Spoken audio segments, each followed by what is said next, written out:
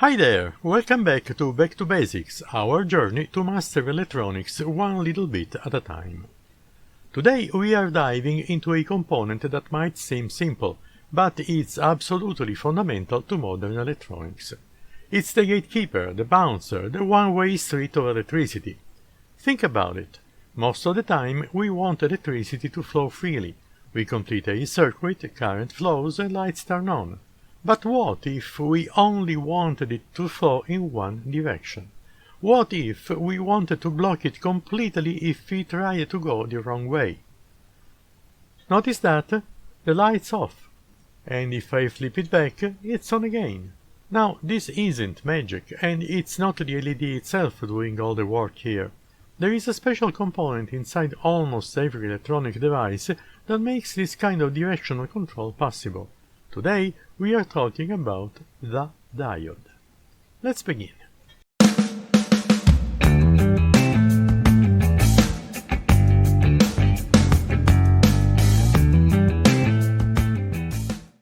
To understand a diode, we first need to understand its building blocks, something called semiconductors. Our most common semiconductor is silicon, the stuff computer chips are made of. Silicon likes to have 4 electrons in its outer shell. In its pure form, the silicon is a pretty bad conductor. Its electrons are all happily bonded up.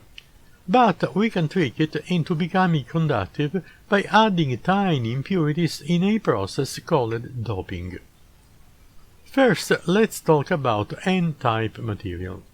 N is for negative. We take our pure silicon and add a tiny amount of an element like phosphorus. Phosphorus has 5 electrons in its outer shell. When it joins the silicon crystal, 4 of its electrons bond nicely, but that 5th electron is extra. It's loosely held and becomes a free electron. So N-type silicon is full of these extra negatively charged electrons ready to move around. Think of it like a room full of people, and there are way more people than chairs. Now let's look at a P-type material. P stands for positive. Here we add an element like boron, which has only 3 electrons in its outer shell. When it bonds with silicon, it creates a missing electron spot, and we call this missing spot a hole.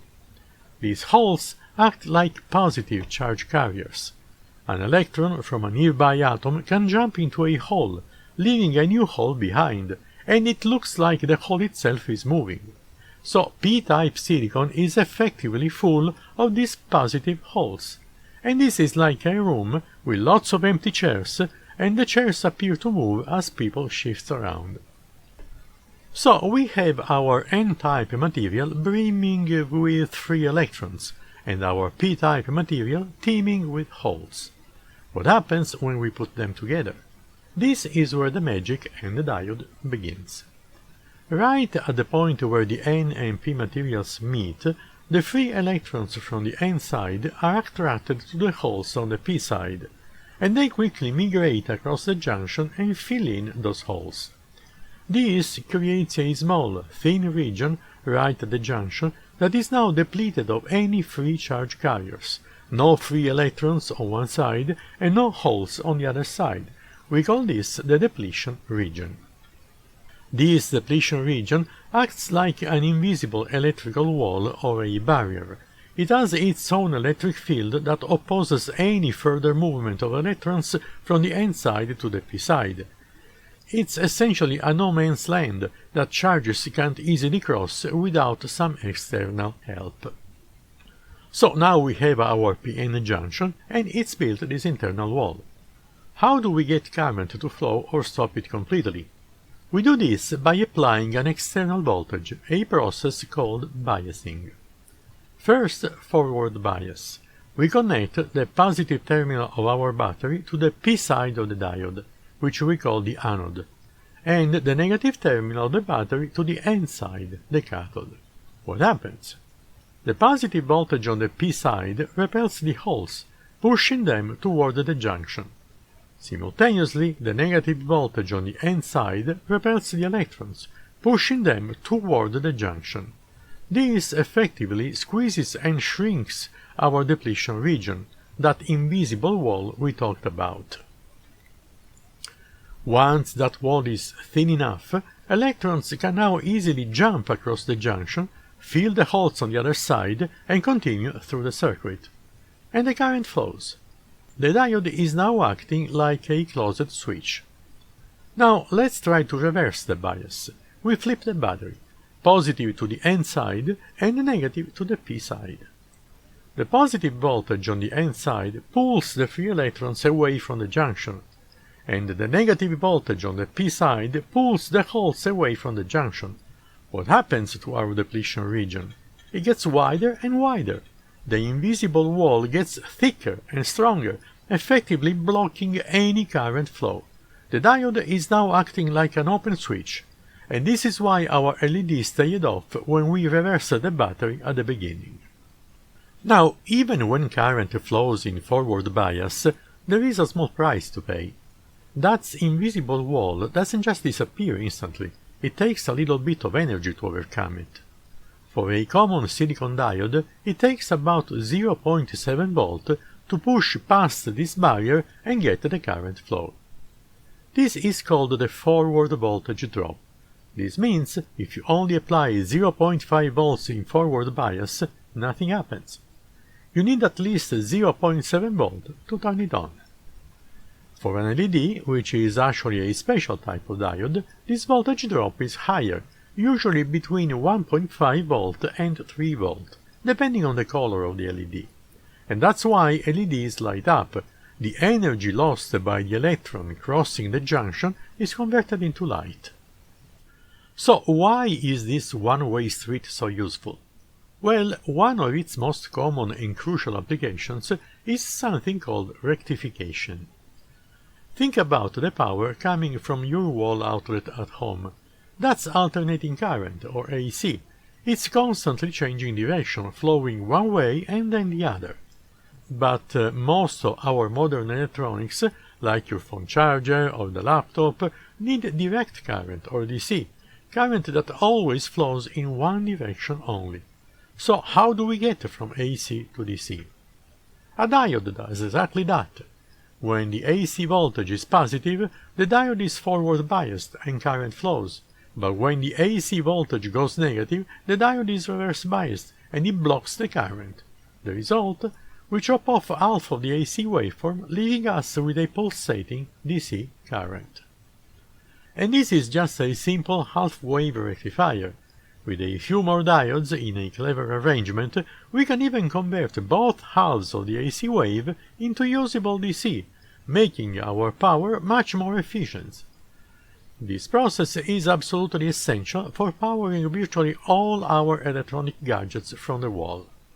Now that you understand how diodes work, let's quickly cover the 3 most common mistakes hobbyists make, so you can avoid them. Mistake number 1. Forgetting the forward voltage drop. Remember that forward voltage drop of 0.7 volt in a silicon diode and much more in an LED?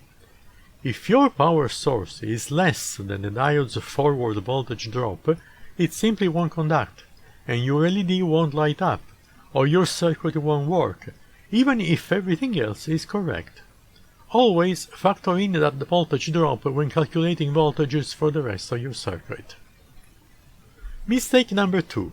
Incorrect polarity.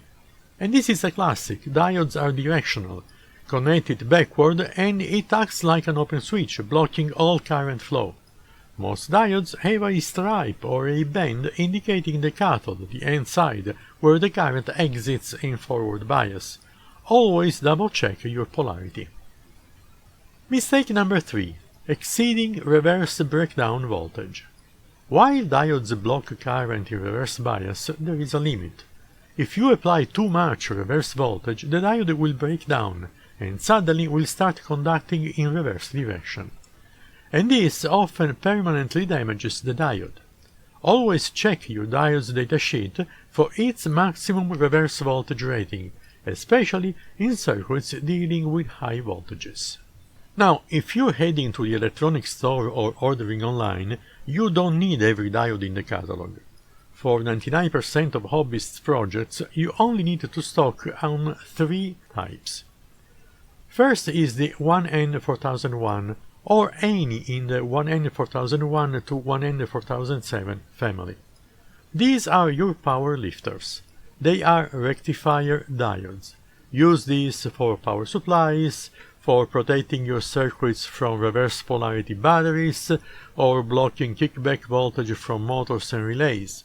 They can usually handle up to 1 amp of current. Next, you need a bag of 1N4148s. These are signal diodes. They are much smaller and made of glass. They can't handle much power, but they are fast. Use these for processing logic signals, timing circuits, or anywhere you're handling data rather than power. Finally, grab some Schottky diodes like the 1N5817. Remember that 0.7 volt toll we talked about? Schottkys have a much lower voltage drop, usually around 0.2 volt to 0.3 volt.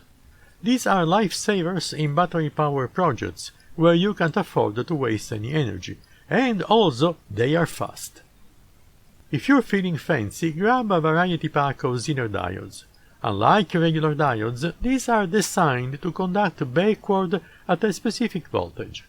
They are perfect for creating simple voltage references or protecting sensitive pins from high voltage spikes.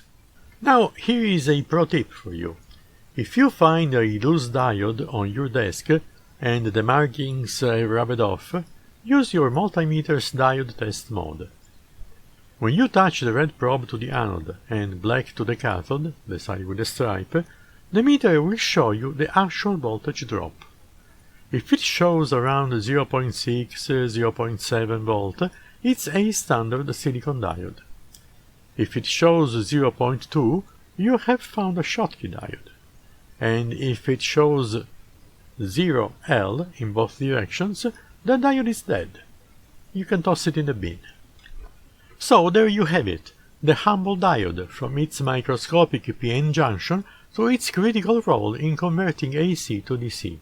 It's a simple component with powerful implications, acting as the one-way valve that gives us control over electricity's flow.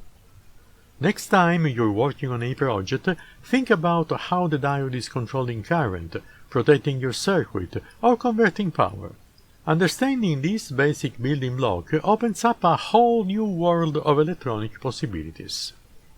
If you enjoyed this deep dive, hit that thumb up button, subscribe for more back-to-basic videos and more, and let me know in the comments what other components you'd like to see covered next.